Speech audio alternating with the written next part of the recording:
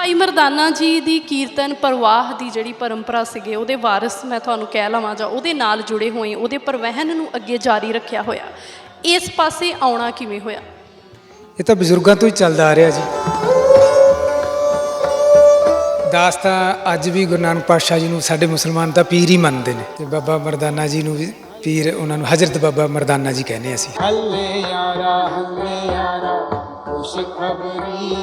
ਜਿੱਥੋਂ ਬਾਬਾ ਮਰਦਾਨਾ ਜੀ ਨੂੰ ਪਹਿਲੀ ਵਾਰ ਰਬਾਬ ਦਾ, ਪੰਜਾਬੀ ਰਬਾਬ ਦਾ ਜਨਮ ਹੋਇਆ, ਦਾਸ ਨੂੰ ਉੱਥੇ ਕੀਰਤਨ ਗੱਡੀ 'ਚ ਜਾ ਰਿਹਾ ਸੀ, ਰੌਂਗਟੇ ਖੜੇ ਹੋ ਰਹੇ, ਤੇ ਮੈਂ ਨਵਜੋਤ ਨੂੰ ਗੱਡੀ ਦੇ ਵਿੱਚ ਇਹ ਗੱਲ ਕਹਿ ਕੇ ਮੈਂ ਕਿਹਾ ਕੀ ਪਤਾ ਗੁਰੂ ਨਾਨਕ ਪਾਤਸ਼ਾਹ ਤੇ ਬਾਬਾ ਮਰਦਾਨਾ ਇੱਥੋਂ ਲੰਘੇ ਹੋਣ, ਤੇ ਮੈਂ ਰੋਕਿਆ ਸੀ। ਪੂਜਾ ਆਮਦ ਪੂਜਾ ਰਫਤੀ ਪੂਜਾ ਮੇਰਾ ਵੀ, ਇੱਕ ਬਾਬਾ ਕਾਲ ਰੂਪ, ਦੂਜਾ ਰਬਾਬੀ ਮਰਦਾਨਾ। ਗੁਰੂ ਸਾਹਿਬ ਦਾ ਪਾਠ ਦਾ ਕੀਤਾ ਹੋਇਆ ਪ੍ਰਸ਼ਾਦ ਮਿਲ ਜਾਂਦਾ, ਉਹ ਹੈ ਨਾ ਜੀ। ਘਰੇ ਵੀ ਰੋਟੀਆਂ ਖਾਣੀਆਂ ਨੇ, ਉੱਥੇ ਲੰਗਰ ਵੀ ਛਕੇ ਨੇ, ਨਾਲ ਕੀਰਤਨ ਦੀ ਮਹਿਮਾ ਸਤਿਗੁਰ ਦੀ ਗਾ ਲੈਂਦੇ ਹਾਂ, ਵੱਡੀ ਗੱਲ ਹੈ।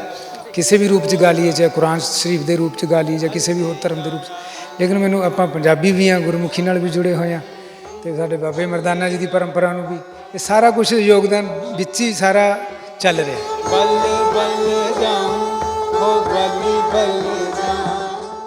श्री कृष्ण को चाहता हूँ मैं और आशिक़ सुबहान हूँ मैं, वेद पढ़ लेता हूँ वाकिफ़ कुरान हूँ मैं। मेरा मिशन है यही कि सबको समझना अपना, हूँ तो हिंदू सिख या मुसलमान हूँ मैं। मैनू इदा लगता भी मैं कई कल युगां च पै जाऊँगा, ਜਾਂ ਇੰਨੇ ਮੇਰੇ ਤੇ ਕਰੋਪੀ ਚੜ ਜਾਣੀ ਹੈ ਜੇ ਮੈਂ ਮਾਇਆ ਮੰਗ ਲਈ। ਤੇ ਇਸ ਕਰਕੇ ਮੇਰੀ ਆਤਮਾ, ਮੇਰੀ ਰੂਹ, ਜ਼ਮੀਰ ਹੀ ਮੇਰੀ ਇਜਾਜ਼ਤ ਨਹੀਂ ਦਿੰਦਾ ਹੈਗਾ ਵੀ ਮੈਂ ਕੀਰਤਨ ਦੀ ਭੇਟਾ ਮੰਗ ਸਕਾਂ। ਤੇ ਕਦੀ ਤੁਹਾਡਾ ਆਪਣਾ ਦਿਲ ਕਰਦਾ ਕਿ ਸ਼੍ਰੀ ਦਰਬਾਰ? ਬਹੁਤ ਕਰਦਾ ਜੀ ਦਿਲ ਤਾਂ, ਵੀ ਅਸੀਂ ਵੀ ਉੱਥੇ ਕੀਰਤਨ ਕਰੀਏ, ਲੇਕਿਨ ਫਿਰ ਉਹ ਰਹਿਤ ਮੁਰਾਦਾ ਦਾ ਇੱਕ ਜਿਹੜੀ ਬੈਰੀਅਰ ਹੈ ਉਹ ਵਿੱਚ ਆ ਜਾਂਦਾ ਹੈ। ਰੱਬ ਰੱਬ ਕੀਤਿਆਂ ਮੇਰਾ ਕੁਝ ਨਹੀਂ ਬਣਿਆ, ਐਵੇਂ ਜ਼ਾਇਆ ਦਮ ਗਵਾਏ।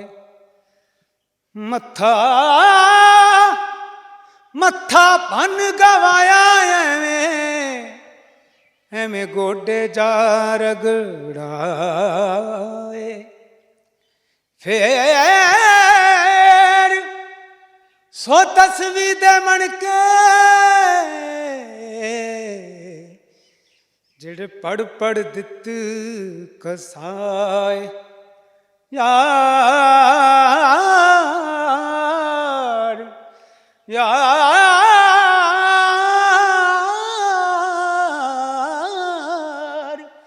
यार दीवानिया मेरे मुर्शद वाजों, मेरे किसे नी पंद मुकाए।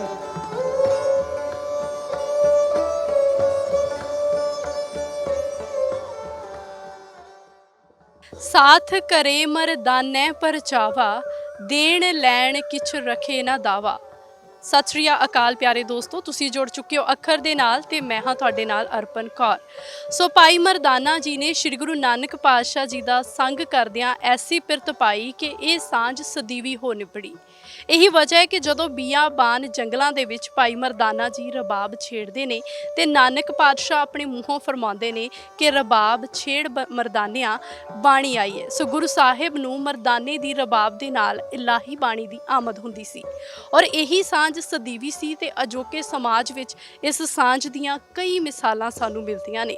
अज इसे ही तरह की शख्सियत दे रूबरू करवावांगे जिन्हां दा नाम है शमशाद अली दीवाना जी, जो पिछले तकरीबन 23 सालों तो कीर्तन दे नाल जुड़े हुए ने, बच्चियां नूं कीर्तन सिखा भी रहे ने ते एक कीर्तनीय वाजों विचर भी रहे ने। काफ़ी सारे इंटरनैशनल पद्धर उत्ते जाके भी वो बच्चियां नूं कीर्तन सिखा चुके हैं। सो अज साडे नाल मौजूद ने, उन्हां दी जिंदगी दे तजर्बे जाणांगे।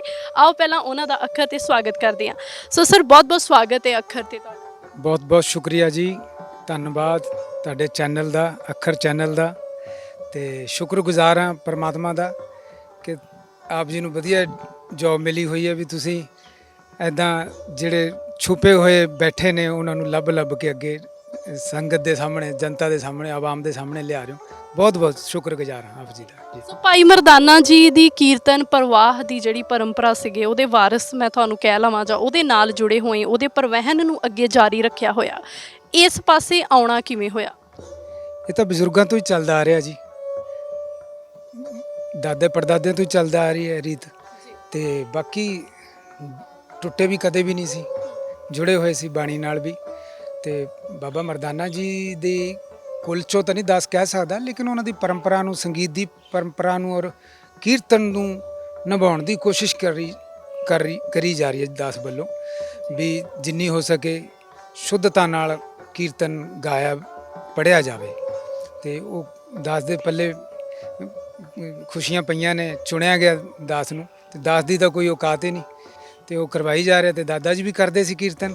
ਦਾਸ ਛੋਟਾ ਜਿਹਾ ਸੀ ਜਦ ਇਹ ਤਾਂਤੀ ਸਾਜ਼, ਸਰੰਗੀਆਂ, ਤਾਨਪੁਰੇ, ਤਮੂਰੇ ਕੁਛ ਯਾਦ ਵੀ ਨਹੀਂ, ਧੁੰਦਲੀਆਂ ਯਾਦਾਂ, ਛੋਟਾ ਜਿਹਾ ਸੀ ਬਹੁਤ ਜ਼ਿਆਦਾ। ਤੇ ਸਾਡੇ ਉਹ ਕੋਠੜੀਆਂ ਹੁੰਦੀਆਂ ਸੀ, ਉਹਨਾਂ ਚੋਂ ਸਾਜ਼ ਕੱਢਣੇ ਤੇ ਉਹ ਵਜਾਉਣੇ ਤੇ ਹਨਾ ਉੱਥੇ ਹੀ ਰੱਖਦੇ ਹੁੰਦੇ ਸੀ। ਲੇਕਿਨ ਉਹ ਕਈ ਵਾਰ ਐਸਾ ਵੀ ਹੋਇਆ ਵੀ ਉਹ ਟੁੱਟੇ ਹੋਏ ਵੀ ਕੱਢੇ ਨੇ, ਫਿਰ ਉਹ ਟੁੱਟ ਕੇ ਵਿਸਰ ਗਏ।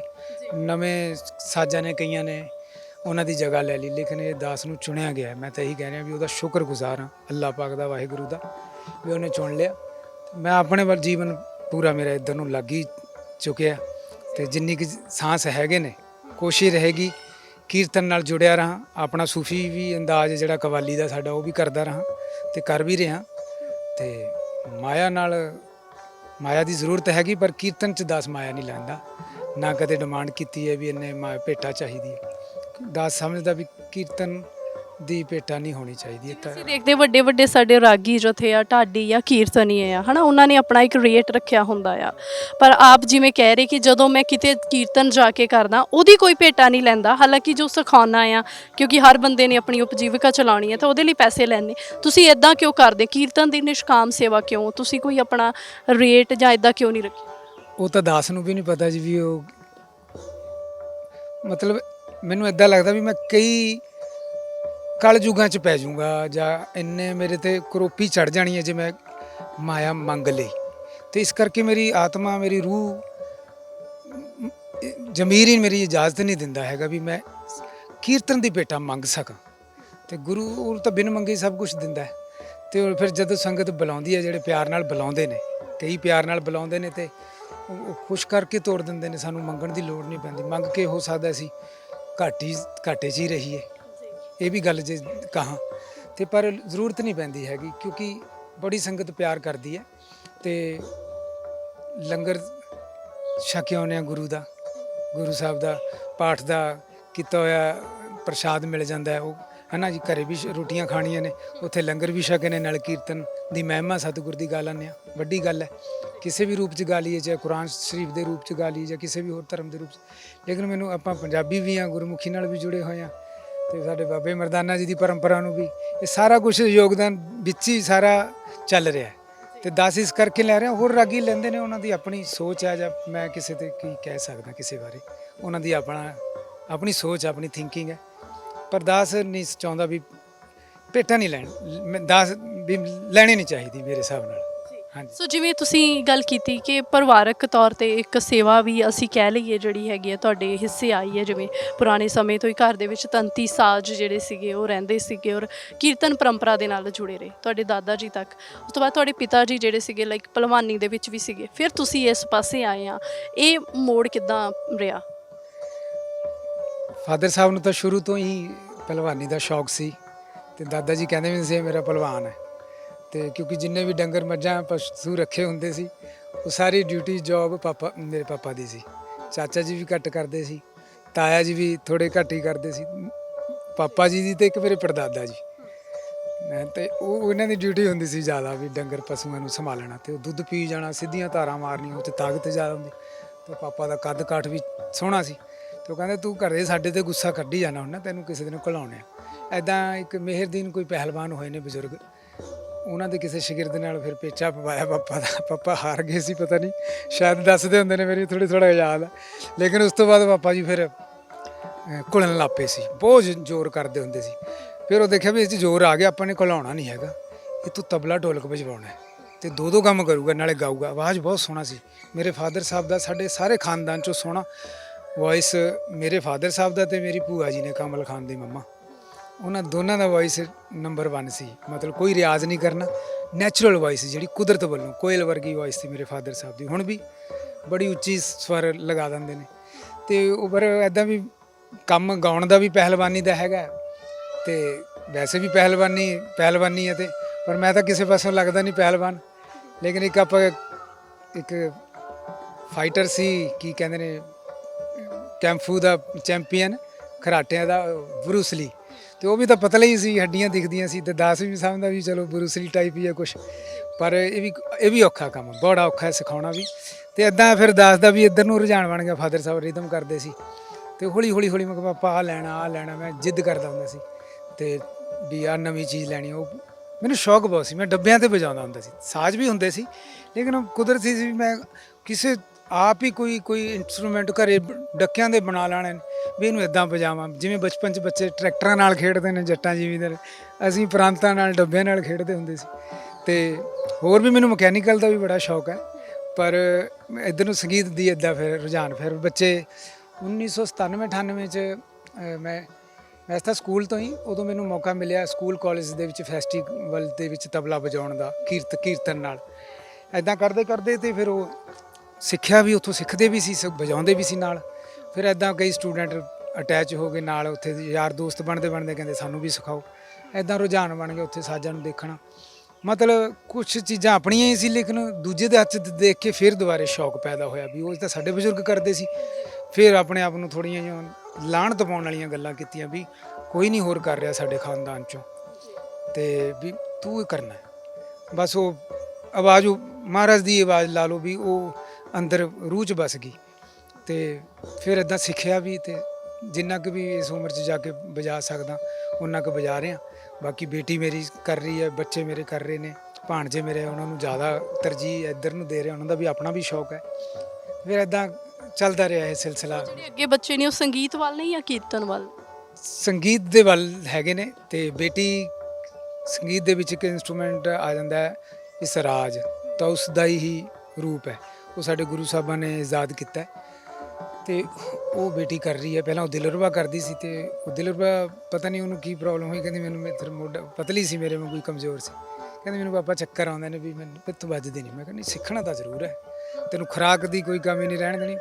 ਪਰ ਹੁਣ ਉਹ DNA 'ਚ ਪਤਲਾ ਸੀ, ਪਤਲੇ ਹੈ ਨਾ, ਅਸੀਂ ਵੀ ਪਤਲੇ, ਉਹਦੀ ਮੰਮਾ ਵੀ ਪਤਲੇ, ਉਹ ਕਮਜ਼ੋਰ ਸੀ ਥੋੜ੍ਹਾ ਜਿਹਾ। ਚੱਕਰ ਖਾ ਕੇ ਡਿੱਗ ਜਾਣਾ ਉਹਨੇ ਥੋੜ੍ਹਾ ਜਿਹਾ, ਕਹਿੰਦੀ ਮੇਰੇ ਤਾਂ ਦਰਦ ਰਹਿਣ ਲੱਗ ਪਿਆ। ਫਿਰ ਮੈਂ ਹੋਰ ਇੱਕ ਛੋਟਾ ਸਾਜ਼ ਬਣਾ ਕੇ ਦਿੱਤਾ, ਲੇਕਿਨ ਗੱਲ ਨਹੀਂ ਬਣੀ। ਫਿਰ ਇੱਕ ਹੋਰ ਇੰਸਟਰੂਮੈਂਟ ਆ, ਉਸ ਇੰਸਟਰੂਮੈਂਟ 'ਤੇ ਅਸੀਂ ਗਏ, ਉਹਨੂੰ ਕੰਫਰਟੇਬਲ ਲੱਗਿਆ। ਹੁਣ ਉਹਦੇ ਉੱਪਰ ਉਹ ਕਰ ਰਹੀ ਹੈ ਮਿਹਨਤ, ਕੱਢਾਂਗੇ ਉਹਨੂੰ ਵੀ ਗੁਰੂਆਂ ਦੇ ਹੁਕਮ ਨਾਲ। 2-4 ਸਾਲ 5 ਸਾਲ ਲੱਗ ਜਾਣਗੇ। ਇੱਦਾਂ ਫਿਰ ਤੰਤੀ ਸਾਜ਼ਾਂ ਵੱਲ ਆਏ ਤੇ ਮਿਹਨਤ ਕਰੀ। ਬੱਚੇ ਫਿਰ ਆਪਣਾ ਅੱਜ ਕੱਲ੍ਹ ਮਿਊਜ਼ਿਕ ਦਾ ਜਿਹੜਾ ਚੱਲ ਰਿਹਾ, ਰੋਜ਼ੀ ਰੋਟੀ ਦਾ ਵੀ ਮਸਲਾ ਹੈਗਾ, ਤੇ ਕਈ ਮਸਲੇ ਨੇ ਵੀ ਹੁਣ ਸਭ ਨੂੰ ਕਿਸੇ ਨੂੰ ਧੱਕੇ ਨਾਲ ਨਹੀਂ ਸਿਖਾ ਸਕਦੇ। ਮੇਰੇ ਭਾਣਜੇ ਮੇਰੇ ਤੋਂ ਡਰਦੇ ਨੇ ਜਾਂ ਕਿੱਦਾਂ ਵੀ ਲਾ ਲਓ, ਡਰਦੇ ਤਾਂ ਉਹ ਵੀ ਨੇ, ਪਰ ਉਹ ਕਹਿੰਦੇ ਪਾਪਾ ਵੀ ਥੋੜ੍ਹਾ ਬਹੁਤ ਸੰਘਰਸ਼ ਹੈ, ਥੋੜ੍ਹਾ ਮਾਇਆ ਵੀ ਖੁੱਲ੍ਹੀ ਹੋਣੀ ਚਾਹੀਦੀ ਹੈ ਨਾ, ਮਾਇਆ ਵੀ ਖੁੱਲ੍ਹੀ ਹੋਣੀ ਚਾਹੀਦੀ ਹੈ, ਵੀ ਥੋੜ੍ਹਾ ਮਾਇਆ ਵਾਲਾ ਵੀ ਕੰਮ ਕਰ ਲਈਏ। ਤੁਹਾਡਾ ਕੰਮ ਤਾਂ ਭਗਤੀ ਵਾਲਾ, ਸਕੂਨ ਵਾਲਾ, ਵੀ ਆਪਾਂ ਨੂੰ ਮਾਇਆ ਵੀ ਚਾਹੀਦੀ ਹੈ। ਤੁਸੀਂ ਇੰਨੀ ਮਿਹਨਤ ਕਰਦੇ ਹੋ, ਉਨੀ ਖੁਰਾਕ ਵੀ ਨਹੀਂ ਖਾ ਪਾਉਂਦੇ ਕਈ ਵਾਰ। ਬੜੀਆਂ ਗੱਲਾਂ ਨੇ ਜੀ ਫਿਰ ਇਹਦੇ ਵਿੱਚ। ਫਿਰ ਮੈਂ ਮਾਇਆ ਸਿਖਾਉਣ ਦੀ ਮਾਇਆ ਲੈਂਦਾ, ਪਰ ਕੀਰਤਨ ਦੀ ਮਾਇਆ ਨਹੀਂ ਲੈਂਦਾ। ਹਾਂਜੀ, ਸਿਖਾਉਣ ਵਾਲੇ ਪਾਸੇ ਦੀ ਅਸੀਂ ਗੱਲ ਕਰੀਏ, ਕਦੋਂ ਕੁ ਤੋਂ ਤੁਸੀਂ ਸਿਖਾ ਰਹੇ ਆ, ਔਰ ਕਿਸ ਤਰ੍ਹਾਂ ਦੇ ਨਾਲ ਜਿਹੜਾ ਹੈਗਾ ਤੁਸੀਂ ਆਪਣਾ ਜਿਹੜਾ ਵਿਦਿਆਲੇ ਹੈ ਕਿਵੇਂ ਇਹਨੂੰ ਚਲਾ ਰਹੇ? ਉਸਤਾਦ ਜੀ ਕਹਿੰਦੇ ਹੁੰਦੇ ਸੀ ਵੀ ਸਿਖਾਉਣਾ ਜਾਂ ਸਿੱਖਣਾ ਵੈਸੇ ਤਾਂ DNA 'ਚ ਯਾਰ ਰੂਹ 'ਚ ਹੀ ਹੁੰਦਾ ਕਿਸੇ ਦੇ। ਕੋਈ ਬਚਪਨ ਤੋਂ ਹੀ ਇੰਟੈਲੀਜੈਂਟ ਹੁੰਦਾ ਔਰਗਨਾਈਜ਼ ਇੰਜਣ ਬਣਨ ਵਾਲਾ, ਜਿਵੇਂ ਟ੍ਰੇਨ ਇੰਜਣ ਮੂਹਰੇ ਹੀ ਲੱਗਦਾ ਹੁੰਦਾ। ਦਾਸ ਨੂੰ ਬਚਪਨ ਤੋਂ ਹੀ ਥੋੜ੍ਹਾ ਇਹ ਰਹਿੰਦਾ ਸੀ ਵੀ ਸਕੂਲ 'ਚ ਵੀ ਦੇਖਣਾ ਸਾਰੇ, ਤੇ ਹਕੂਮਤ ਜੀ ਕਰਨੀ, ਹੋਏ ਇੱਦਾਂ ਨਹੀਂ ਇੱਦਾਂ ਬੈਠੋ, ਮਤਲਬ ਇੱਕ ਮੋਨੀਟਰ ਜਿਹਾ ਬਣ ਕੇ। ਅਤੇ ਸਿਖਾਉਣਾ ਤਾਂ ਖੈਰ ਬਚਪਨ ਤੋਂ ਹੀ ਚੱਲਦਾ, ਪਰ ਜਦੋਂ ਆਪ ਚੀਜ਼ ਟੈਕਨੀਕ ਨਾਲ ਸਿੱਖੀ ਆਪਣੇ ਉਸਤਾਦਾਂ ਤੋਂ, ਮੇਰੇ ਉਸਤਾਦ ਜੀ ਜਨਾਬ ਗੁਲਜ਼ਾਰ ਅਲੀ ਜੀ, ਉਹਨਾਂ ਤੋਂ ਤਬਲੇ ਦੀ ਦਾਤ। ਉਸ ਤੋਂ ਪਹਿਲਾਂ ਫਾਦਰ ਸਾਹਿਬ ਸਿਖਾਉਂਦੇ ਰਹੇ, ਘਰ 'ਚ ਵੀ ਮਿਲਿਆ, ਚਾਚੇ ਤਾਇਆਂ 'ਚੋਂ ਵੀ ਮਿਲਿਆ, ਅਤੇ ਹੈ ਨਾ ਘਰ 'ਚੋਂ ਤਾਂ ਮਿਲਿਆ ਹੀ ਮਿਲਿਆ ਸਾਰਾ। ਮੇਰੇ ਉਸਤਾਦ ਜੀ, ਮੇਰੇ ਚਾਚਾ ਜੀ ਵੀ ਨੇ, ਗੁਲਜ਼ਾਰ ਅਲੀ ਮਤੋਈ ਸਾਹਿਬ, ਉਹਨਾਂ ਤੋਂ ਵੀ ਸਿੱਖਿਆ। ਅਤੇ ਉਹ ਇੱਦਾਂ ਹੀ ਉਹਨਾਂ ਨੇ ਜਿਵੇਂ ਟੈਕਨੀਕ ਨਾਲ ਸਿਖਾਇਆ, ਉਹੀ ਟੈਕਨੀਕ ਨਾਲ ਗੁਰੂ ਦੀ ਚੀਜ਼ ਨੂੰ ਅੱਗੇ ਵੰਡਿਆ। ਬਸ ਇਹ ਤਾਂ ਬਚਪਨ ਤੋਂ ਹੀ ਸ਼ੁਰੂ ਹੋ ਜਾਂਦਾ ਸਿਖਾਉਣਾ ਵੀ ਨਾਲ ਹੀ। ਹਾਂਜੀ, ਕੋਈ ਤੁਸੀਂ ਕੀਰਤਨ ਕਰਦੇ ਆ ਉਹਦੇ ਲਈ ਗੁਰਬਾਣੀ ਨੂੰ ਜਾਣਨਾ ਸਮਝਣਾ ਜਾਂ ਉਹਦੇ ਕੇਂਦਰੀ ਭਾਵਾਂ ਤੱਕ ਪਹੁੰਚਣਾ ਬੜਾ ਜ਼ਰੂਰੀ ਹੁੰਦਾ। ਸੋ ਤੁਸੀਂ ਫਿਰ ਕਿਵੇਂ, ਕਿਉਂਕਿ ਅੱਗੇ ਤੁਸੀਂ ਸਿਖਾਉਂਦੇ ਵੀ ਆ ਹਨਾ, ਤੁਹਾਡੇ ਜ਼ਰੀਏ ਉਹ ਪ੍ਰਵਾਹ ਅੱਗੇ ਵੀ ਜਾ ਰਿਹਾ, ਸੋ ਕਿਸ ਤਰ੍ਹਾਂ ਉਸ ਮਰਿਆਦਾ ਦਾ ਕਿਵੇਂ ਧਿਆਨ ਰੱਖ? ਦੇਖੋ ਜੀ, ਜਿੱਦਾਂ ਮੁਸਲਮਾਨ ਭਾਈਚਾਰੇ ਦੇ ਵਿੱਚ ਮਦਰਸੇ ਬਣੇ ਹੁੰਦੇ ਨੇ, ਇੱਦਾਂ ਸਿੱਖ ਭਾਈਚਾਰਾ 'ਚ ਹਰੇਕ ਧਰਮ 'ਚ ਆਪਣੇ ਆਪਣੇ ਇੰਸਟੀਚਿਊਟ ਬਣੇ ਹੋਏ ਨੇ ਧਰਮਾਂ ਨੂੰ ਲੈ ਕੇ, ਗ੍ਰੰਥ ਨੂੰ ਸਟੱਡੀ ਕਰਨ ਵਾਸਤੇ, ਸੰਥਿਆ ਲੈਣ ਵਾਸਤੇ। ਅਤੇ ਉਹ ਸਾਡੇ ਵੀ ਬਣੇ ਹੋਏ ਨੇ, ਪਰ ਸਾਡੇ ਕੋਲ ਇੰਨਾ ਵਕਤ ਨਹੀਂ ਸੀ ਵੀ ਅਸੀਂ ਉੱਥੇ ਜਾ ਸਕੀਏ। ਲੇਕਿਨ ਜਿੰਨਾ ਚਿਰ ਮੇਰੇ ਕੋਈ ਸਟੂਡੈਂਟ ਵੀ ਨੇ, ਕਈ ਵਾਰ ਸਟੂਡੈਂਟਾਂ ਤੋਂ ਵੀ ਸਿੱਖਿਆ ਜਾਂਦਾ, ਅਤੇ ਉਹ ਸਟੂਡੈਂਟਾਂ ਤੋਂ ਉਹਨਾਂ ਨੂੰ ਇੱਕ ਸ਼ਬਦ ਪੁੱਛ ਲਈਦਾ ਵੀ ਆਹ ਸ਼ਬਦ ਮੈਨੂੰ ਸੋਹਣਾ ਲੱਗ ਰਿਹਾ। ਵੈਸੇ ਤਾਂ ਸਾਰੇ ਸੋਹਣੇ ਨੇ ਸ਼ਬਦ, ਵੀ ਆਹ ਪੰਕਤੀਆਂ ਮੈਨੂੰ ਮੇਰੇ ਦਿਲ ਨੂੰ ਛੂ ਰਹੀਆਂ ਨੇ, ਵੀ ਇਹਦੇ ਮੈਨੂੰ ਥੋੜ੍ਹਾ ਜਿਹਾ ਦੱਸੋ। ਕੁਛ ਅੱਜ ਆਈ ਗ੍ਰੰਥ ਆ, ਉਹਦੇ ਵਿੱਚ ਵਿਆਖਿਆ ਲਿਖੀ ਹੁੰਦੀ ਹੈ, ਲੇਕਿਨ ਮੈਂ ਕਹਿੰਦਾ ਵੀ ਕਿਤੇ ਲਿਖੀ ਪੜ੍ਹੀ ਨਹੀਂ ਪੜ੍ਹਨੀ ਚਾਹੀਦੀ, ਉਹਨੂੰ ਵਿਚਰੋ, ਉਹਨੂੰ ਹੰਡਾਵੋ ਸ਼ਬਦ ਨੂੰ, ਉਹ 'ਤੇ ਅਮਲ ਵੀ ਕਰਨ ਦੀ ਕੋਸ਼ਿਸ਼ ਕਰੋ, ਅਮਲ ਹੋਵੇ ਵੀ, ਅਤੇ ਉਹ 'ਤੇ ਵਿਚਰੋ। ਜਦ ਵਿਚਰਦੇ ਹਾਂ ਤਾਂ ਉਹਦੇ ਆਪਣੇ ਆਪ ਹੀ ਤੁਹਾਨੂੰ ਉਹਦੇ ਵਿਆਖਿਆਨ ਤਾਂ ਆਪ ਹੀ ਆਉਣ ਲੱਗ ਪੈਂਦੇ ਨੇ, ਹੈ ਨਾ। ਤਾਤੀ ਵਾਵ ਨਾ ਲੱਗੀ ਪਾਰ ਬ੍ਰਹਮ ਸਰਣ ਆਈ, ਚੌਗਿਰਦ ਹਮਾਰੇ ਰਾਮ ਕਾ ਦੁੱਖ ਲੱਗੇ ਨਾ ਪਾਈ। ਹੁਣ ਇਹਨੂੰ ਮੈਂ ਕੀ ਇਹਦੀ ਵਿਆਖਿਆ ਕਰੂੰਗਾ? ਇਹ ਤਾਂ ਫਿਰ ਟਿਪੀਕਲ ਜਿਹਾ ਹੋ ਜਾਊਗਾ, ਮਕੈਨੀਕਲ ਹੋ ਜਾਊਗਾ, ਭਾਵ ਖਤਮ ਹੋ ਜਾਊਗਾ। ਅਤੇ ਇਹ ਤਾਂ ਜਿੱਦਾਂ ਜਿੱਦਾਂ ਗਾਈ ਜਾਵਾਂਗੇ, ਵਜਾਈ ਜਾਵਾਂਗੇ, ਪੜ੍ਹੀ ਜਾਵਾਂਗੇ, ਉਹ ਪੜ੍ਹ ਪੜ੍ਹ ਕੇ ਰਸ ਆ ਜਾਣਾ। ਤੁਸੀਂ ਆਪ ਹੀ ਕਹੋਗੇ ਵੀ ਤਾਤੀ ਵਾਵ ਨਾ ਲੱਗ ਗਈ ਪਾਰ ਬ੍ਰਹਮ ਸਰਣ ਆਈ। ਹੁਣ ਇਹਦਾ ਮੀਨਿੰਗ ਤਾਂ ਆਪਣੇ ਆਪ ਵੀ ਅੰਨੇ ਨੂੰ ਵੀ ਸਮਝ ਆਉਣ ਲੱਗ ਜੂਗਾ, ਬਹਿਰੇ ਨੂੰ ਵੀ ਸਮਝ ਆਉਣਾ ਵੀ ਕੀ ਮਤਲਬ ਹੋ ਰਿਹਾ। ਬਸ ਇੱਦਾਂ ਹੀ ਹੈ। ਹਾਂਜੀ ਹਾਂਜੀ, ਤਰ੍ਹਾਂ ਦੇ ਨਾਲ ਜਿਹੜਾ ਸਿੱਖ ਲਿਆ ਤੁਸੀਂ। ਸੋ ਹੁਣ ਤੱਕ ਤੁਸੀਂ ਕਿੱਥੇ ਕਿੱਥੇ, ਜਿਵੇਂ ਕਿ ਤੁਸੀਂ ਨਾਰਮਲੀ ਕੀਰਤਨ ਸਮਾਰੋਹਾਂ ਦੇ ਵਿੱਚ ਜਾਂਦੇ ਰਹਿੰਦੇ ਆ, ਪਰ ਕੋਈ ਐਦਾਂ ਦੀ ਥਾਂ ਜਿੱਥੇ ਤੁਸੀਂ ਗਏ ਹੋ ਤੇ ਲੱਗਾ ਹੋਏ ਕਿ ਵਾਕਈ ਇੱਥੇ ਰੂਹਦਾਰੀ ਵਾਲਾ ਸੌਦਾ ਸੀਗਾ, ਮੈਂ ਇੱਥੇ ਆ ਕੇ ਬੜਾ ਚੰਗਾ ਕੀਤਾ? ਪਹਿਲਾਂ ਸ਼ੁਕਰਗੁਜ਼ਾਰ ਹਾਂ ਅਕਾਲ ਪੁਰਖ ਦਾ, ਅੱਲਾਹ ਪਾਕ ਦਾ, ਕਿ ਜਿੱਥੋਂ ਬਾਬਾ ਮਰਦਾਨਾ ਜੀ, ਗੁਰੂ ਨਾਨਕ ਪਾਤਸ਼ਾਹ ਜੀ, ਸ਼੍ਰੀ ਸੁਲਤਾਨਪੁਰ ਸਾਹਿਬ, ਅਤੇ 550 ਸਾਲਾਂ 'ਤੇ ਦਾਸ ਨੂੰ ਪਹਿਲੀ ਵਾਰ ਜਾਣ ਦਾ ਉੱਥੇ ਮੌਕਾ ਮਿਲਿਆ, ਹਾਜ਼ਰੀ ਲਵਾਉਣ ਦਾ ਮੌਕਾ ਮਿਲਿਆ। ਅਤੇ ਉੱਥੇ ਦਾਸ ਨੇ ਜੋੜੀ ਦੀ ਹਾਜ਼ਰੀ ਭਰੀ ਸੀ, ਬੇਟੇ ਨੇ ਰਬਾਬ ਦੀ ਭਰੀ ਸੀ, ਬਾਕੀ ਬੱਚੇ ਵੀ ਸਾਰੇ ਕਾਫੀ ਸਟੂਡੈਂਟ ਦਾਸ ਦੇ ਗਏ ਸੀ। ਤੋਂ ਕਾਫੀ ਸਾਲੇ ਤੋਂ ਚੱਲ ਰਿਹਾ ਸੀ ਸਿਲਸਿਲਾ ਵੀ 550 ਸਾਲਾ ਮਨਾਉਣਾ ਆਪਾਂ ਨੇ, ਵੀ ਤਿਆਰੀ ਕਰੀਏ। ਤਾਂਤੀ ਸਾਜਾਂ ਨਾਲ ਹੀ ਫਿਰ ਬੱਚਿਆਂ ਨੇ ਕੀਰਤਨ ਕਰਿਆ ਉੱਥੇ। ਬੜੀ ਉਹ ਮੈਂ ਸਮਝਦਾ ਵੀ ਦੁਨੀਆ ਦੇ ਉਹ ਆਸਮਾਨ ਦੇ ਚੰਦਰਮਾ ਤੋਂ ਜਾਣ ਤੋਂ ਵੀ ਜ਼ਿਆਦਾ ਆਨੰਦ ਮੈਨੂੰ ਉਸ ਸਥਾਨ 'ਤੇ ਆਇਆ ਜਿੱਥੋਂ ਰਬਾਬ ਚੱਲੀ ਹੈ ਗੁਰੂ ਨਾਨਕ ਪਾਤਸ਼ਾਹ ਭਾਈ ਮਰਦਾਨਾ ਜੀ ਦੀ, ਜੋ ਉਹ ਚੱਲੀ ਹੈ। ਮੈਨੂੰ ਬੜਾ ਸਕੂਨ ਮਿਲਿਆ ਵੀ ਮੈਂ ਉਸ ਧਰਤੀ, ਮੈਨੂੰ ਪਤਾ ਹੀ ਨਹੀਂ ਸੀ ਵੀ ਸੁਲਤਾਨਪੁਰ ਇੱਧਰ ਆ ਕੇ ਕਿਤੇ ਬਾਹਰਲੇ ਮੁਲਕ 'ਚ ਹੈ, ਪਾਕਿਸਤਾਨ 'ਚ। ਹੁਣ ਆ ਕੇ ਅਕਲ ਜੀ ਆਈ ਹੈ ਵੀ ਕਰਤਾਰਪੁਰ ਉੱਧਰ ਹੈ ਜਾਂ ਸੁਲਤਾਨਪੁਰ ਇੱਧਰ ਹੈ। ਹੁਣ ਆ ਥੋੜ੍ਹੇ ਦਿਨ ਪਹਿਲਾਂ ਕੈਂਪ ਸੀ ਸੀਚੇਵਾਲ, ਬਾਬਾ ਜੀ ਨੇ, ਬਲਬੀਰ ਸਿੰਘ ਜੀ, ਸ਼ਾਇਦ ਮੈਂ ਨਾਮ ਸਹੀ ਲੈ ਰਿਹਾ, ਉੱਥੇ ਗਏ। ਉੱਥੇ 3 ਦਿਨ ਦਾ ਕੈਂਪ ਸੀ, ਬੜਾ ਆਨੰਦ ਹੈ। ਮੇਰੇ ਸ਼ਾਗਿਰਦ ਸਰਦਾਰ ਨਵਜੋਤ ਸਿੰਘ ਜੀ, ਅਤੇ ਉਹ ਮੇਰੇ ਤੋਂ ਸਿੱਖਦੇ ਰਹੇ, ਅਤੇ ਉਹਨਾਂ ਨੇ ਉੱਥੇ ਫਿਰ ਕੈਂਪ ਇੱਕ ਇਜਾਦ ਕੀਤਾ। ਅਤੇ ਉੱਥੇ ਦਾਸ ਨੂੰ 3 ਦਿਨ ਦਾ ਮੌਕਾ ਮਿਲਿਆ ਹਾਜ਼ਰੀ ਲਵਾਉਣ ਦਾ, ਕੁਛ ਸਿੱਖਿਆ ਵੀ, ਕੁਛ ਸਿਖਾਇਆ ਵੀ, ਬੜਾ ਆਨੰਦ ਆਇਆ। ਫਿਰ ਜਿੱਥੋਂ ਬਾਬਾ ਮਰਦਾਨਾ ਜੀ ਨੂੰ ਪਹਿਲੀ ਵਾਰ ਰਬਾਬ ਦਾ, ਪੰਜਾਬੀ ਰਬਾਬ ਦਾ ਜਨਮ ਹੋਇਆ, ਦਾਸ ਨੂੰ ਉੱਥੇ ਕੀਰਤਨ, ਗੱਡੀ 'ਚ ਜਾ ਰਿਹਾ ਸੀ, ਰੌਂਗਟੇ ਖੜੇ ਹੋ ਰਹੇ, ਅਤੇ ਮੈਂ ਨਵਜੋਤ ਨੂੰ ਗੱਡੀ ਦੇ ਵਿੱਚ ਇਹ ਗੱਲ ਕਹਿ ਕੇ ਮੈਂ ਕਿਹਾ ਕੀ ਪਤਾ ਗੁਰੂ ਨਾਨਕ ਪਾਤਸ਼ਾਹ ਅਤੇ ਬਾਬਾ ਮਰਦਾਨਾ ਇੱਥੋਂ ਲੰਘੇ ਹੋਣ, ਅਤੇ ਮੈਂ ਰੋ ਪਿਆ ਸੀ।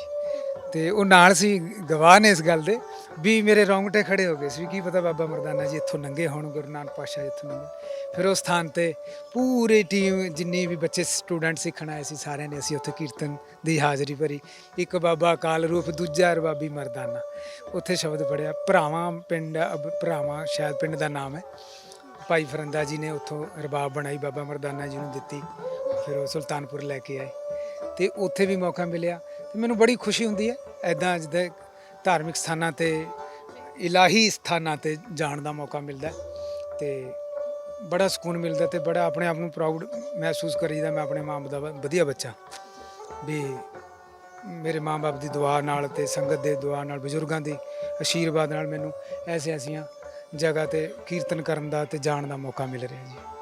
ਸੋ ਜਿਵੇਂ ਤੁਸੀਂ ਕਿਹਾ ਕਿ ਭਾਈ ਮਰਦਾਨਾ ਜੀ ਦੀ ਅਸੀਂ ਇੱਕ ਜਿਹੜਾ ਕੀਰਤਨ ਪਰੰਪਰਾ ਸੀ ਉਹਦੇ ਨਾਲ ਸ਼ੁਰੂ ਤੋਂ ਤੁਸੀਂ ਜੁੜੇ ਰਹੇ ਆ, ਹੈ ਨਾ।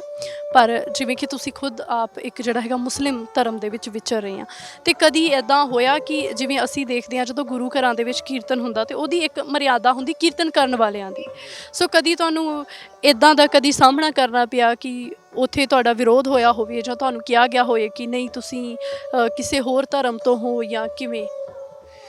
ਹਾਂਜੀ, ਇਹ ਬੜਾ ਮੁਸ਼ਕਿਲ ਜਿਹਾ ਸਵਾਲ ਤੁਸੀਂ ਕੀਤਾ ਹੈ, ਸੋਹਣਾ ਵੀ ਹੈ, ਕਰਨਾ ਵੀ ਚਾਹੀਦਾ ਹੈ। ਕਈ ਜਗ੍ਹਾ ਤੇ ਹੈਗਾ ਵੀ ਰਹਿਤ ਮੁਰਾਦਾਂ ਨੂੰ ਸਮਝਿਆ ਜਾਵੇ ਤੇ ਵੀ ਉਹਦੇ ਅਧੀਨ ਹੀ ਕੀਰਤਨ ਦੀ ਜੋ ਪਰੰਪਰਾ ਨੂੰ ਕੀਤਾ ਜਾਵੇ। ਲੇਕਿਨ ਮਨ ਦਾ ਦਾਸ ਐਕਸੈਪਟ ਕਰਦਾ ਇਸ ਗੱਲ ਨੂੰ ਵੀ ਅੰਮ੍ਰਿਤਧਾਰੀ ਨਹੀਂ ਹੈਗਾ ਤੇ ਕੀਰਤਨ ਫਿਰ ਉੱਥੇ ਕੀਤਾ ਵੀ ਨਾ ਜਾਵੇ ਇੱਦਾਂ। ਤੇ ਪਰ ਕਈ ਜਗ੍ਹਾ ਤੇ ਵੀ ਐਸੀ ਜਗ੍ਹਾ ਤੇ ਵੀ ਚਲੇ ਜਾਂਦੇ ਹਾਂ ਜਿੱਥੇ ਮਹਾਰਾਜ ਸਰੂਪ ਵੀ ਪਿਆ ਹੁੰਦਾ, ਫਿਰ ਵੀ ਕੀਰਤਨ ਕਰਦੇ ਹਾਂ। ਕਈ ਜਗ੍ਹਾ ਤੇ ਵਿਰੋਧ ਹੈਗਾ। ਹਾਂ, ਜਿੱਥੇ ਧਾਰਮਿਕ ਸਥਾਨ ਨੇ ਜਿੱਦਾਂ ਉੱਥੇ ਵੀ ਤਾਂ ਹੁਣ ਕਰਕੇ ਆਏ, ਸੁਲਤਾਨਪੁਰ ਵੀ ਕਰਕੇ ਆਏ ਹਾਂ। ਤੇ ਠੀਕ ਹੈ, ਦਰਬਾਰ ਸਾਹਿਬ ਤਖਤ ਹਲਾ ਹੀ ਹੈ ਔਰ ਅਕਾਲ ਪੁਰਖ ਦਾ ਹੈ ਨਾ, ਇੱਕ ਸਿੱਖ ਧਰਮ ਦੇ ਵਿੱਚ ਇੱਕ ਅਹਿਮ ਮੁਕਾਮ ਹੈ। ਤੇ ਉੱਥੇ ਇੱਕ ਪਰੰਪਰਾ ਹੈ ਜਾਂ ਇੱਕ ਸਿਸਟਮ ਹੈ ਤੇ ਉਸ ਸਿਸਟਮ ਨਾਲ ਬਾਕੀ ਠੀਕ ਹੈ। ਜਿਹੜੇ ਉਹਦੇ ਮੇਨ ਨੇ, ਜੋ ਵੀ ਤਖਤ ਦੇ ਜਥੇਦਾਰ ਸਾਹਿਬ ਨੇ, ਜੋ ਉਹਨਾਂ ਦਾ ਹੁਕਮ ਹੈ, ਫਿਰ ਉਹ ਤਾਂ ਸਿਰ ਸਭ ਵਾਸਤੇ ਹੀ ਹੋਣਾ ਚਾਹੀਦਾ। ਤੇ ਕਦੀ ਤੁਹਾਡਾ ਆਪਣਾ ਦਿਲ ਕਰਦਾ ਕਿ ਸ਼੍ਰੀ ਦਰਬਾਰ ਬਹੁਤ ਕਰਦਾ ਜੀ ਦਿਲ ਤਾਂ, ਵੀ ਅਸੀਂ ਵੀ ਉੱਥੇ ਕੀਰਤਨ ਕਰੀਏ। ਲੇਕਿਨ ਫਿਰ ਉਹ ਰਹਿਤ ਮੁਰਾਦਾ ਦਾ ਇੱਕ ਜਿਹੜੀ ਬੈਰੀਅਰ ਹੈ ਉਹ ਵਿੱਚ ਆ ਜਾਂਦਾ ਹੈ।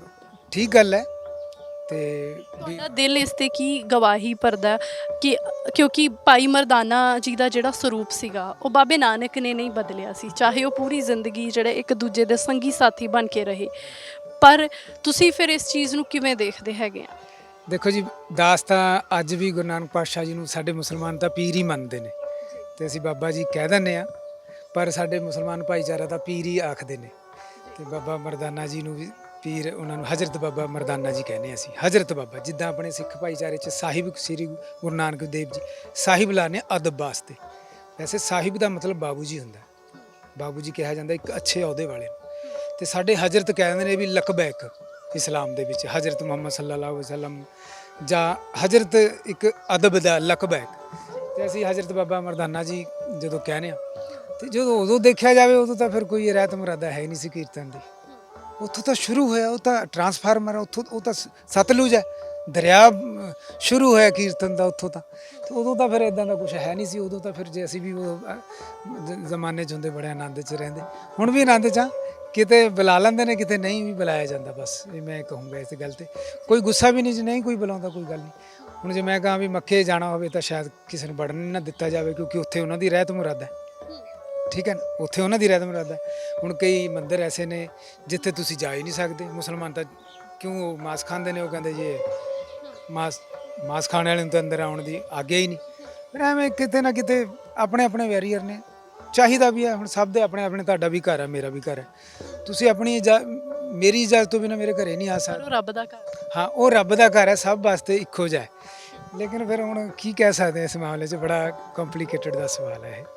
ਤੇ ਮੈਂ ਤਾਂ ਕਹੂੰਗਾ ਵੀ ਰੱਬ ਸਭ ਨੂੰ ਸਰਬਤ ਦਾ ਭਲਾ ਕਰੇ, ਸਮਰਥ ਬਖਸ਼ੇ ਸਾਨੂੰ ਵੀ, ਹੋਰਾਂ ਨੂੰ ਵੀ, ਸਾਰਿਆਂ ਨੂੰ ਵੀ। ਇਹ ਸਾਡੇ ਜਿਹੜੇ ਵੈਰੀਅਰ ਨੇ, ਮੱਕੇ 'ਚ ਹੋਣ ਚਾਹੇ ਮੰਦਿਰ 'ਚ ਹੋਣ, ਚਾਹੇ ਸ਼੍ਰੀ ਹਰਿਮੰਦਰ ਸਾਹਿਬ ਹੋਣ, ਇਹ ਖੁੱਲ੍ਹ ਜਾਣ।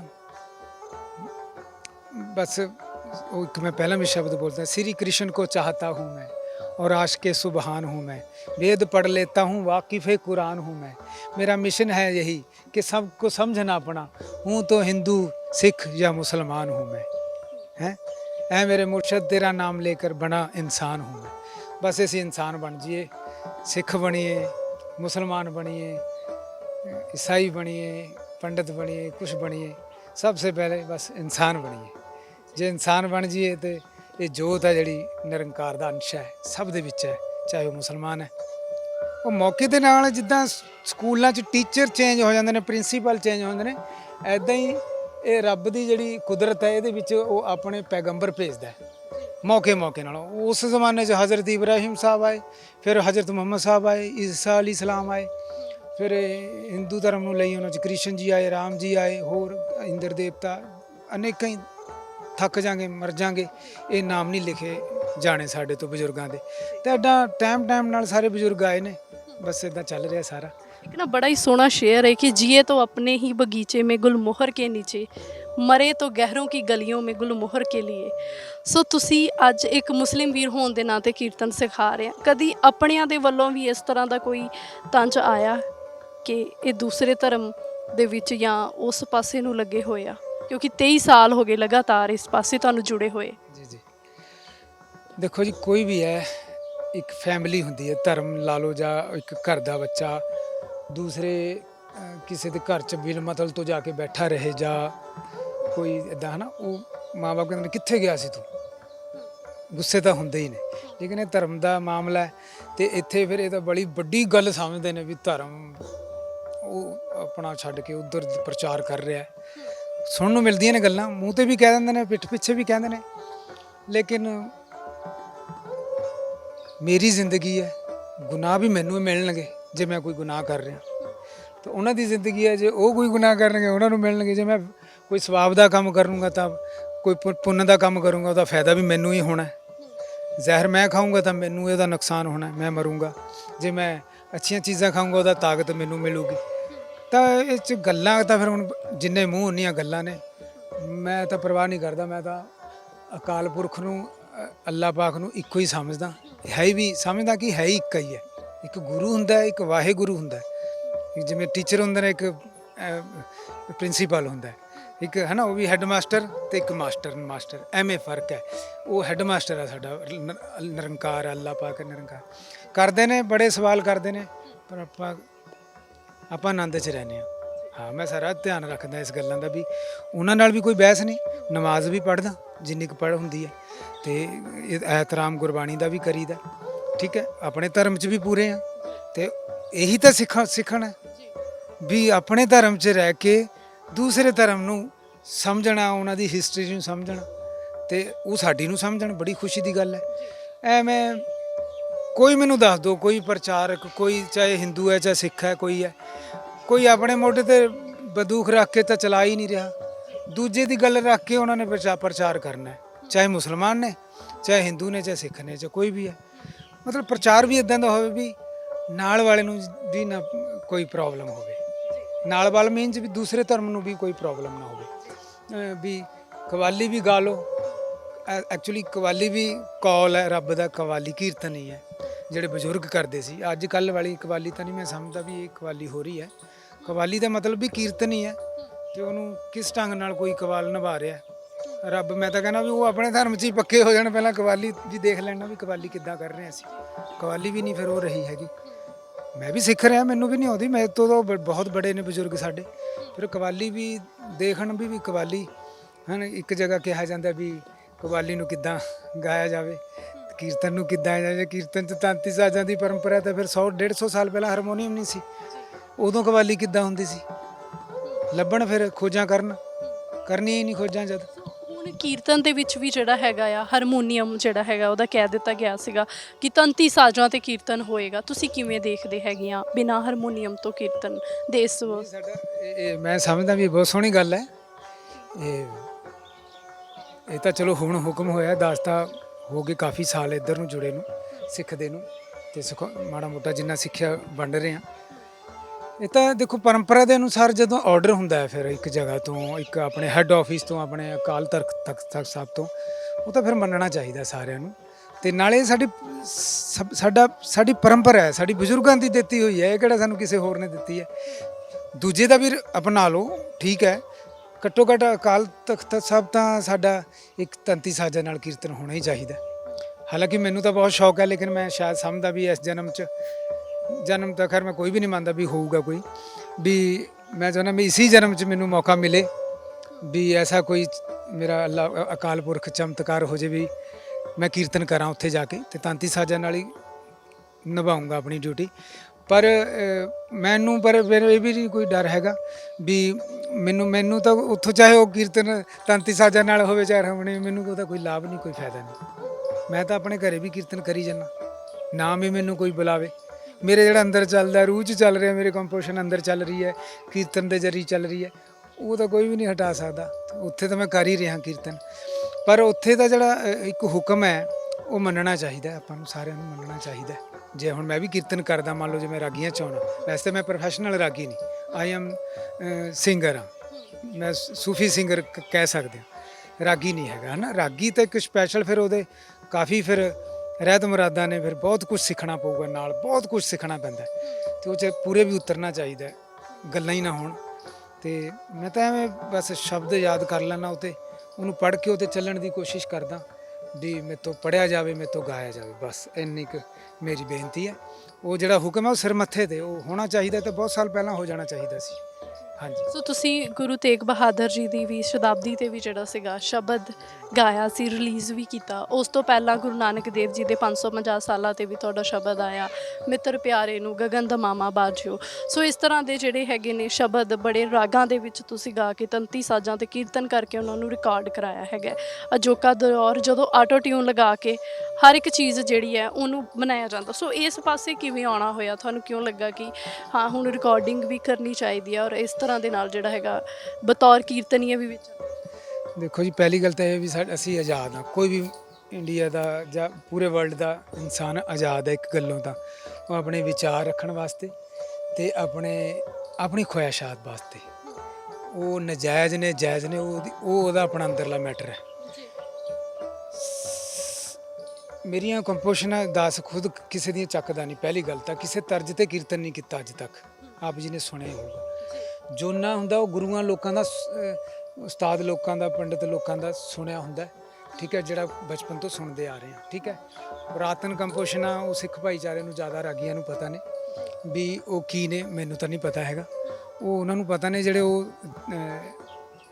ਨਾਲ ਰੀਤ ਮੁਰਾਦ ਨਾਲ ਜੁੜੇ ਹੋਏ ਨੇ, ਰਹਿਤ ਮੁਰਾਦਾਂ ਨਾਲ ਜੁੜੇ ਹੋਏ ਨੇ, ਜਿਹੜੇ ਪਿੱਥੋਂ ਬਜ਼ੁਰਗਾਂ ਜਿਨ੍ਹਾਂ ਦੇ ਕਰਦੇ ਸੀ। ਮੈਨੂੰ ਨਹੀਂ ਪਤਾ ਪੁਰਾਤਨ ਕੀ ਹੁੰਦਾ ਹੋਊਗਾ ਕੀਰਤਨ ਜਾਂ ਕੀ ਹੈ, ਪਰ ਮੈਂ ਤਾਂ ਇਹ ਜਾਣਦਾ ਵੀ ਸੰਗੀਤ ਦਾ ਵੀ ਸਹਾਰਾ ਲੈ ਕੇ, ਠੀਕ ਹੈ ਜੀ, ਸੰਗੀਤ ਦਾ ਵੀ ਸਹਾਰਾ ਲੈ ਕੇ ਤੇ ਸ਼ਬਦ ਨੂੰ ਵੀ ਆਵਾਮ ਤੱਕ ਐਸੇ ਈਜ਼ੀ ਤਰੀਕੇ ਨਾਲ ਰਾਗ ਦੇ ਅਕੋਰਡਿੰਗ, ਠੀਕ ਹੈ। ਜ਼ਰੂਰੀ ਵੀ ਰਾਗ ਤੁਸੀਂ ਬਹੁਤ ਤਾਨਾ ਮਾਰ ਕੇ ਗਾਉਣਾ, ਤੁਸੀਂ ਬੰਦਿਸ਼ ਕਹਿੰਦੇ ਹੋ, ਨਾਲੇ ਕਹਿੰਦੇ ਹੋ ਰਾਗਾਂ 'ਚ ਕੀਰਤਨ ਕਰਨਾ। ਬੰਦਿਸ਼ ਕਲਾਸੀਕਲ ਦਾ ਵਰਡ ਹੈ, ਬੰਦਨਾ, ਠੀਕ ਹੈ। ਵੈਸੇ ਤਾਂ ਬੰਦਿਸ਼ ਬਹੁਤ ਚੀਜ਼ਾਂ ਦੀ ਬੰਦਿਸ਼ ਹੁੰਦੀ ਹੈ, ਪਰ ਉਹਨੂੰ ਪੰਜਾਬੀ ਗੀਤ ਗਜ਼ਲ 'ਚ ਉਹਨੂੰ ਗਜ਼ਲ ਕਹਿੰਦੇ ਨੇ, ਉਹਨੂੰ ਮੁਖੜਾ ਕਹਿ ਦਿੰਦੇ ਨੇ, ਗੀਤ 'ਚ ਮੁਖੜਾ ਕਹਿ ਦਿੰਦੇ ਨੇ। ਤੇ ਇਹ 'ਚ ਤਾਂ ਅੰਤਰਾ ਕਹਿੰਦੇ ਹੀ ਨਹੀਂ, ਇਹ 'ਚ ਤਾਂ ਪੰਗਤੀ ਕਹਿੰਦੇ ਨੇ, ਤੇ ਇਹ 'ਚ ਤਾਂ ਪੰਗਤੀਆਂ ਕਹਿੰਦੇ ਅਸੀਂ। ਇਹਨੂੰ ਬੰਦਿਸ਼ ਤੁਸੀਂ ਕਹੀ ਜਾਂਦੇ ਹੋ, ਨਾਲੇ ਆਪ ਹੀ ਸਿਖਾਈ ਜਾਂਦੇ ਨੇ। ਬੜੇ ਗੁਣੀ ਨੇ, ਮੈਂ ਅੱਛੇ ਲੈਵਲ 'ਤੇ ਨੇ ਪੜ੍ਹਾਈ ਦੇ ਮਾਮਲੇ 'ਚ, ਤਾਂ ਅਸੀਂ ਤਾਂ ਕੁਛ ਵੀ ਨਹੀਂ ਪੜ੍ਹੇ ਹੋਏ। ਉਹ ਬੰਦਿਸ਼ ਕਹਿੰਦੇ ਨੇ, ਬੰਦਿਸ਼ ਨਹੀਂ ਦਾਸ ਕਹਿੰਦਾ, ਇਹ ਪੰਗਤੀ ਹੈ, ਇੱਕ ਸ਼ਬਦ ਹੈ ਗੁਰੂ ਦਾ। ਉਹਨੂੰ ਰਾਗ ਦੇ ਵਿੱਚ ਇੰਨਾ ਕੁ ਸਮੂਥਲੀ ਪਰੋ ਕੇ ਰਾਗ ਵੀ ਰਹੇ ਤੇ ਲੋਕ ਡਰਨ ਨਾ ਵੀ ਐਡਾ ਬੜਾ ਔਖਾ ਕਲਾਸੀਕਲ ਹੁੰਦਾ। ਕਲਾਸੀਕਲ ਔਖਾ ਹੀ ਹੈ, ਉਹ ਤਾਂ ਪ੍ਰੈਕਟੀਕਲ ਤਾਂ ਤੁਹਾਨੂੰ ਰਾਗ ਨੂੰ ਸਿੱਖਣਾ ਹੀ ਪੈਣਾ ਇੱਕ ਤਰੀਕੇ ਨਾਲ। ਉਹਨੂੰ ਬਸ ਤਰੀਕੇ ਨਾਲ ਸਿੱਖਣ ਤੋਂ ਬਾਅਦ ਤੁਸੀਂ ਸ਼ਰਾਰਤਾਂ ਕਰੋ, ਮਤਲਬ ਕਿ ਮੋਟਰਸਾਈਕਲ ਚਲਾਉਣਾ ਸਿੱਖ ਲਿਆ, ਬਾਅਦ 'ਚ ਤੁਸੀਂ ਕਦੇ ਉੱਧਰੋਂ ਡਾਈ ਮਰਵਾਓ, ਕਦੇ ਉੱਧਰੋਂ ਡਾਈ ਮਰਵਾਓ। ਉਹਦਾ ਮਤਲਬ ਇਹ ਹੈ ਵੀ ਤੂੰ ਸਿਖਾਇਆ, ਤੂੰ ਆਪਣੀ ਕਿਸੇ ਜੌਬ 'ਤੇ ਜਾ ਸਕੇ, ਅੜੇ ਖੋੜੇ ਆਪਣੇ ਕਿਸੇ ਨੂੰ ਬਿਮਾਰ ਠਮਾਰ ਨੂੰ ਦਵਾਈ ਦਵਾ ਸਕੇ, ਕਿਤੇ ਕਿਸੇ ਕੋਈ ਕੰਮ ਹੈ ਆਪਣੀ ਜੌਬ 'ਤੇ ਜਾ ਸਕੇ, ਜਾਂ ਕੋਈ ਹੋਰ ਇੱਦਾਂ ਦੇ।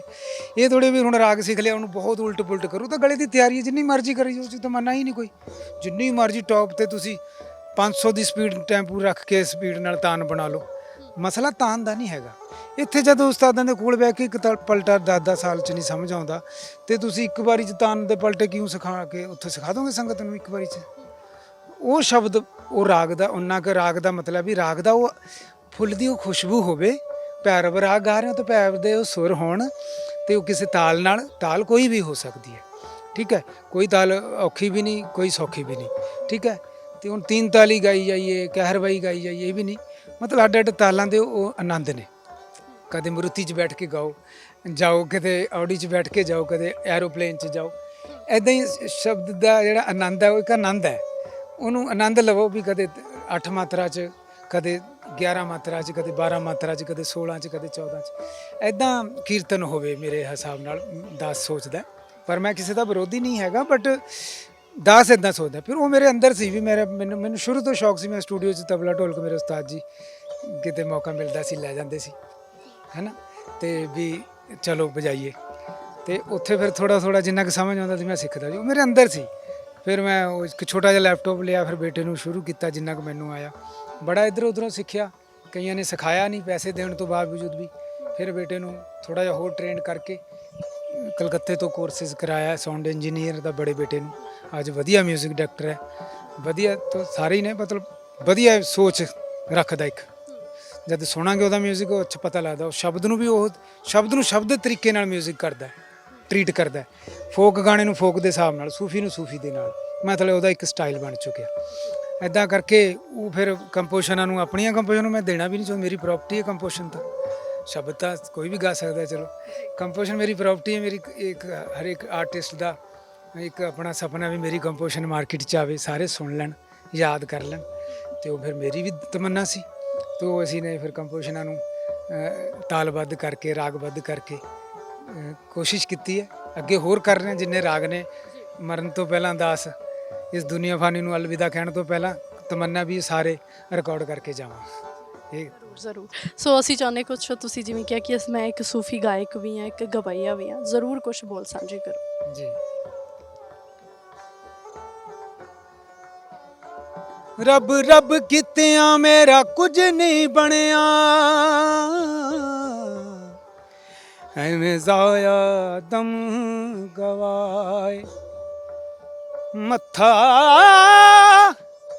ਮੱਥਾ ਭੰਨ ਗਵਾਇਆ, ਐਵੇਂ ਐਵੇਂ ਗੋਡੇ ਜਾ ਰਗੜਾਏ।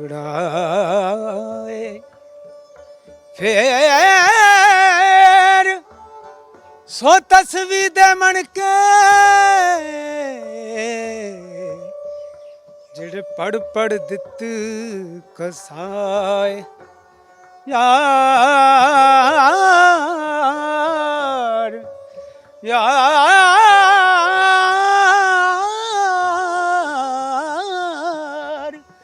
ਯਾਰ ਦੀਵਾਨਿਆਂ ਮੇਰੇ ਮੁਰਸ਼ਦ ਵਾਜੋਂ, ਮੇਰੇ ਕਿਸੇ ਨੀ ਪੰਦ ਮੁਕਾਏ। ਸੋ ਬਹੁਤ ਹੀ ਵਧੀਆ ਤੁਸੀਂ ਹੈ ਨਾ ਭਾਈ ਮਰਦਾਨਾ ਜੀ ਦੀ ਪਰੰਪਰਾ 'ਤੇ ਚੱਲਦੇ ਹੋਏ ਸੋ ਗੁਰਬਾਣੀ ਨੂੰ ਇੱਕ ਵੱਖਰੇ ਆਪਣੇ ਅੰਦਾਜ਼ ਦੇ ਵਿੱਚ ਸੰਭਾਲਣ ਦੀ ਵੀ ਕੋਸ਼ਿਸ਼ ਕਰ ਰਹੇ ਹਾਂ। ਇਹਦੇ ਲਈ ਤੁਸੀਂ ਵਧਾਈ ਦੇ ਪਾਤਰ ਵੀ ਹੋ। ਸੋ ਲੰਬਾ ਸਮਾਂ ਹੋ ਗਿਆ, ਇਹ ਪਰਿਵਾਰਿਕ ਪਰੰਪਰਾ ਸੀ, ਤੁਸੀਂ ਚਲਾ ਰਹੇ ਹੋ।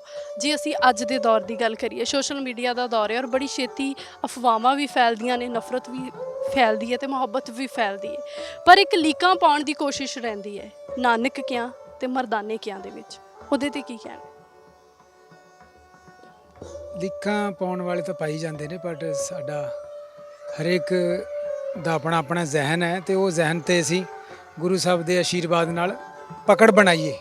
ਅਤੇ ਛੋਟੀ ਮੋਟੀਆਂ ਚਲਦੀਆਂ ਫਲਦੀਆਂ ਹਵਾ ਨੇ ਜਿਹੜੀਆਂ ਨੇ, ਵਿੰਗੀਆਂ ਟੇਡੀਆਂ ਸਰਦ ਗਰਮ ਹਵਾ ਚੱਲਦੀਆਂ ਰਹਿੰਦੀਆਂ ਨੇ, ਤਾਂ ਚੱਲਦੀਆਂ ਰਹਿੰਦੀਆਂ। ਇਹਨਾਂ ਨੂੰ ਇੰਨਾ ਉਹ ਨਾ ਕਰੋ, ਬਸ ਬੁਰਾ ਨਾ ਕਰੋ, ਠੀਕ ਹੈ ਜੀ, ਭਲਾ ਕਰੋ, ਸਭ ਸਰਬਤ ਦਾ ਭਲਾ ਮੰਗੀਏ। ਬਸ ਇਹੀ ਦਾਸ ਤਾਂ ਕਹਿਣਾ ਚਾਹੂਗਾ, ਬੇਨਤੀ ਹੈ ਵੀ ਅਸੀਂ ਇਹ ਜਾਤਾਂ ਪਾਤਾਂ ਤੋਂ ਉੱਪਰ ਉੱਠ ਕੇ, ਜਦ ਗੁਰੂ ਨਾਨਕ ਪਾਤਸ਼ਾਹ ਨੇ ਜਾਤਾਂ ਪਾਤਾਂ ਖਤਮ ਹੀ ਕਰਤੀਆਂ, ਫਿਰ ਅਸੀਂ ਕਿਹੜੀ ਊਚ ਨੀਚ 'ਚ ਫਸੇ ਹਾਂ, ਹੈ ਨਾ। ਫਿਰ ਤਾਂ ਸਾਨੂੰ ਇਹ ਭੁੱਲ ਜਾਣੀਆਂ ਚਾਹੀਦੀਆਂ ਨੇ ਸਦਾ ਹੀ, ਸਭ ਨੂੰ, ਹੈ ਨਾ। ਬਸ ਉਹ ਉਸ 'ਤੇ ਹੀ ਅਸੀਂ ਫੋਕਸ ਕਰੀਏ ਵੀ ਅਸੀਂ ਅੱਛੇ ਇਨਸਾਨ ਬਣ ਸਕੀਏ ਪ੍ਰੇਮ ਨਾਲ। ਹੁਣ ਤਾਂ ਮਸਲੇ ਹੀ ਕਈ ਪੰਜਾਬ ਦੇ ਐਸੇ ਚੱਲ ਰਹੇ ਨੇ, ਸਾਡੇ ਦੇਸ਼ ਦੇ। ਪਾਣੀ ਨੂੰ ਹੀ ਬਚਾ ਲਈਏ ਅਸੀਂ ਇਕੱਠੇ ਹੋ ਕੇ, ਉਹ ਵੱਡੀ ਗੱਲ ਹੈ। ਹਵਾ ਪਾਣੀ ਨੂੰ ਸ਼ੁੱਧ ਰੱਖ ਲਈਏ, ਅਤੇ ਆਉਣ ਵਾਲੀਆਂ ਪੀੜ੍ਹੀਆਂ ਅਸੀਂ ਜਿਹੜਾ ਵੀ ਉਸੇ ਦੀ ਗੱਲ ਕਰ ਰਹੇ ਹਾਂ ਬਚਾਉਣ ਦੀ, ਉਹ ਸਾਂਭ ਕੇ ਕਿਤੇ ਕੌਣ ਰੱਖੂਗਾ ਉਹਨਾਂ ਨੂੰ? ਉਹ ਕੌਣ ਰੱਖੂਗਾ? ਜੇ ਬਚੂਗਾ ਕੋਈ ਤਾਂ ਹੀ ਰੱਖੂਗਾ। ਅਤੇ ਅਸੀਂ ਉਹਨਾਂ ਨੂੰ ਬਚਾ ਲਈਏ, ਪਾਣੀਆਂ ਨੂੰ ਬਚਾ ਲਈਏ, ਆਪਣੀ ਸੱਭਿਆਚਾਰ, ਇਹੀ ਸਾਡਾ ਸੱਭਿਆਚਾਰ ਹੈ।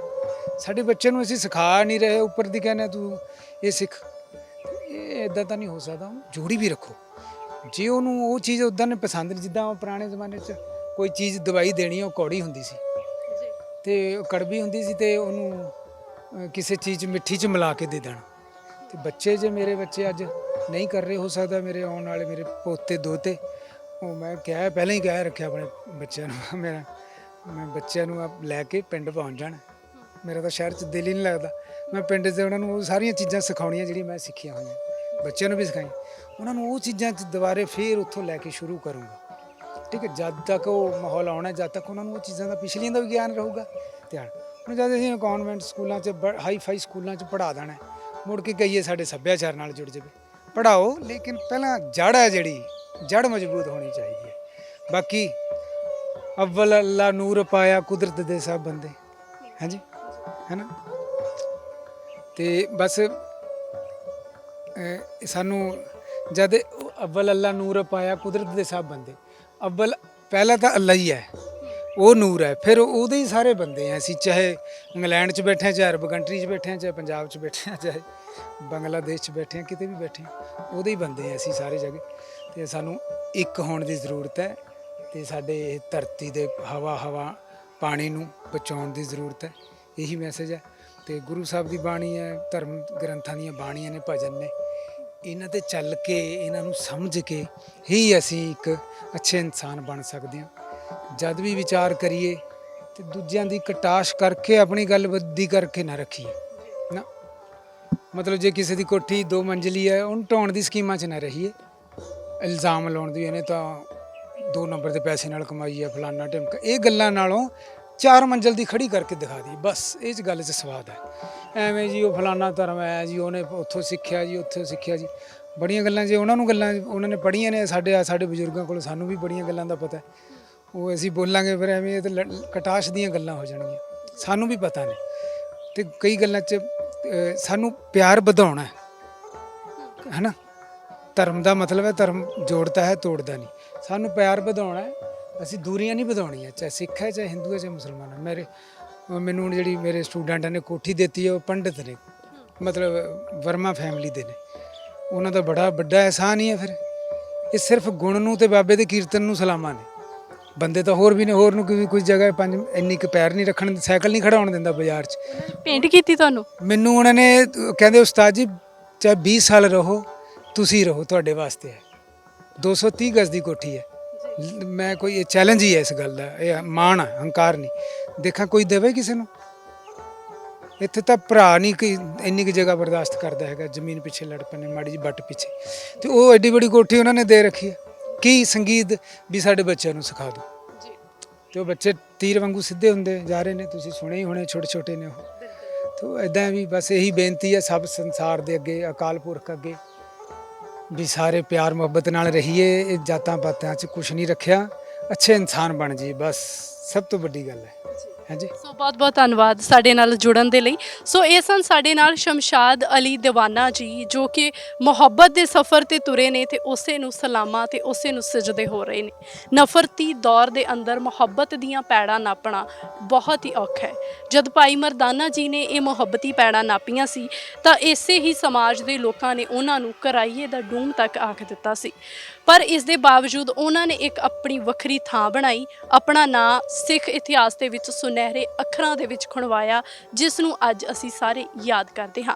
ਸੋ ਸਾਡੀ ਕੋਸ਼ਿਸ਼ ਸੀ ਅੱਜ ਫੇਰ ਭਾਈ ਮਰਦਾਨਾ ਜੀ ਦੇ ਵੱਲੋਂ ਚਲਾਈ ਗਈ ਕੀਰਤਨ ਪਰੰਪਰਾ ਦੇ ਪ੍ਰਵਾਹ ਨੂੰ ਕਿਸ ਤਰ੍ਹਾਂ ਅੱਜ ਵੀ ਪੰਜਾਬ ਦੇ ਕੁਝ ਮੁਸਲਿਮ ਪਰਿਵਾਰ ਜੋ ਹਨ ਉਹ ਅੱਗੇ ਤੋਰ ਰਹੇ ਨੇ, ਕਿਸ ਤਰ੍ਹਾਂ ਉਹ ਅੱਜ ਵੀ ਆਪਣੇ ਉਸ ਖਾਨਦਾਨੀ ਜਾਂ ਆਪਣੇ ਉਸ ਪਰਿਵਾਰਿਕ ਕੰਮ ਦੇ ਉੱਤੇ ਉਸੇ ਤਰ੍ਹਾਂ ਦੇ ਨਾਲ ਲੱਗੇ ਹੋਏ ਨੇ, ਤੁਹਾਡੇ ਰੂਬਰੂ ਕਰਵਾਉਂਦਾ। ਸੋ ਇਸੇ ਤਰ੍ਹਾਂ ਦੇ ਨਾਲ ਅੱਖਰ ਤੇ ਵੱਖ-ਵੱਖ ਕਹਾਣੀਆਂ ਤੁਹਾਡੇ ਤੱਕ ਲੈ ਕੇ ਆਉਂਦੇ ਰਹਾਂਗੇ। ਤੁਸੀਂ ਜੁੜੇ ਰਹਿਣਾ ਅੱਖਰ ਦੇ ਨਾਲ।